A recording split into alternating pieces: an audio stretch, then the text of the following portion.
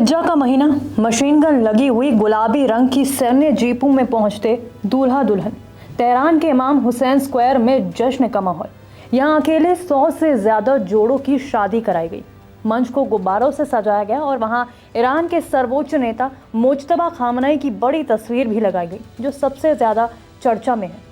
Reports के मुताबिक इन लोगों ने जन फदा यानी कि कुर्बानी योजना में नाम दर्ज कराया था। इस योजना के तहत लोग ये वादा करते हैं कि ज़रूरत पड़ने पर वो देश के लिए अपनी जान देने को तैयार हैं। सरकार ने इन शादियों को टीवी पर लाइव बहुत बड़े कार्यक्रम की तरह दिखाया, जहां दूल्हा दुल्हन सैन्य गाड़ियों में पहुंचे, मंच पर शादी हुई।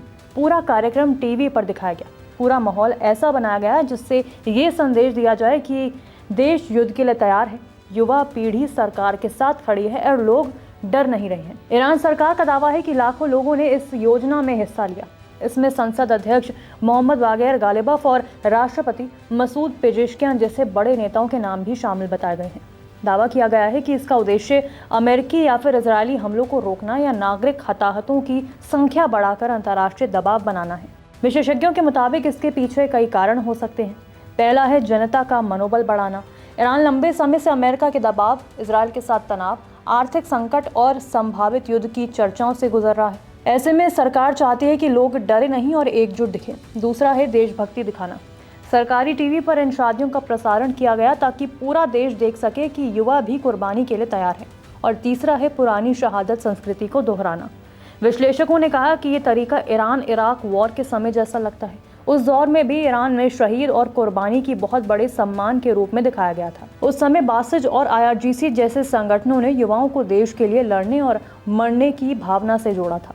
रिपोर्ट्स के मुताबिक इस योजना में शामिल लोगों से कहा गया कि अगर युद्ध जैसी स्थिति बने तो वो कुछ विशेष काम कर सकते हैं, जैसे कि संवेदनशील जगहों के आसपास ह्यूमन चेन बनाना, बिजली घरों और सरकारी ठिकानों के पास खड़े होना, दुश्मन देशों पर दबाव बनाने के लिए जनता की मौजूदगी दिखाना। उधर आलोचकों का कहना है कि इससे आम नागरिकों की जान खतरे में पड़ सकती है। उनका ये कहना है कि सरकार भावनाओं का इस्तेमाल कर रही है।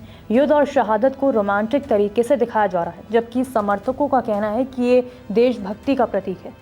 मुश्किल समय में एकता दिखाना जरूरी है और दुश्मनों को संदेश देना जरूरी है कि जनता सरकार के साथ है। एक दुल्हन ने तो ये कहा कि देश युद्ध की स्थिति में है, लेकिन युवाओं को शादी करने का अधिकार भी है।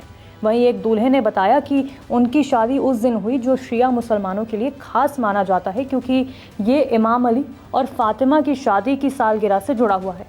आपको बता दें कि कई जगहों पर ऐसा भी बताया गया है कि हज़रत अली और पैगंबर मोहम्मद की सबसे छोटी बेटी बीवी जहरा फातिमा जहरा का निकाह हिजरत के दूसरे साल इस्लामी महीने जुल्हिज्जा में हुआ था।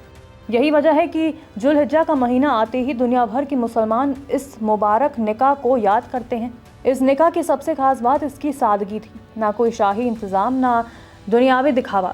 मेहर बहुत सादा रखा गया और शादी बेहद सादगी से अंजाम दी गई। इस्लामी इतिहास में इसे आदर्श निकाह की मिसाल माना जाता है।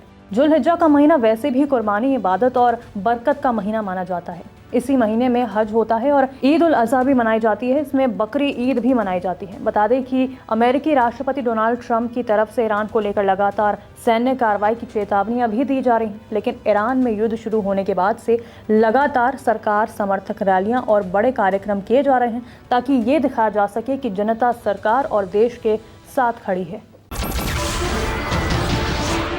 नमस्कार, मैं हूं मानक गुप्ता। अगर आपको हमारा ये वीडियो पसंद आया हो तो इसे लाइक और शेयर जरूर करें, और हाँ, हमें सब्सक्राइब और फॉलो करना ना भूलें, ताकि आप देश और दुनिया की कोई खबर मिस ना करें। तो जुड़े रहिए हमारे साथ और देखते रहिए न्यूज़ 24।